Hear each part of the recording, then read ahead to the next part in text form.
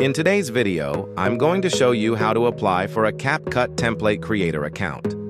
First, open the CapCut app and log into your account.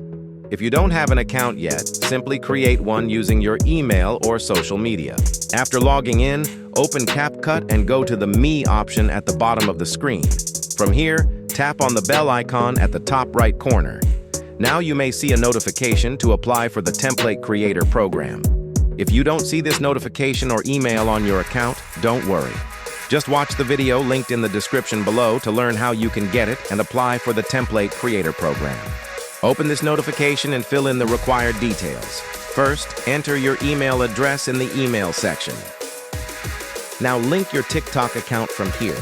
This step is required to continue your application, so make sure your TikTok account is connected successfully. Select Facebook from here and enter your Facebook profile link. Now check this box. Click on Submit to submit the application. Now wait for about 24 hours. The CapCut team will review your application and send you a confirmation notification once it's approved.